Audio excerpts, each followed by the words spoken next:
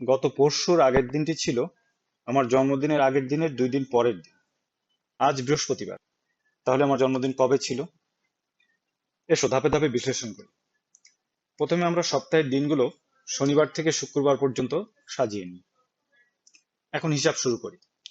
আজ বৃহস্পতিবার, তাহলে গতকাল ছিল বুধবার, পরশু ছিল মঙ্গলবার এবং পরশুর আগের দিন ছিল সোমবার। এখন এই পরশুর আগের দিন অর্থাৎ সোমবার সম্পর্কে বলা হয়েছে পরশুর আগের দিন অর্থাৎ সোমবার হলো জন্মদিনের আগের দিনের 2 দিন পরের দিন। এখন যদি সোমবার দিনটা হয় জন্মদিনের আগের দিনের 2 দিন পরের একটা দিন, তাহলে এই জন্মদিনের আগের দিনটা কি বার ছিল? আমাদের সোমবার থেকে 2 দিন আগে যেতে হবে, অর্থাৎ রবিবার, তার আগে শনিবার। এই শনিবার হলো সেই দিন যার 2 দিন পর হলো সোমবার এবং একই সাথে শনিবার হলো জন্মদিনের আগের দিন।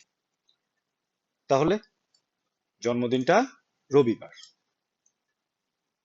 সুতরাং সঠিক উত্তর হলো আমার জন্মদিন ছিল রবিবার।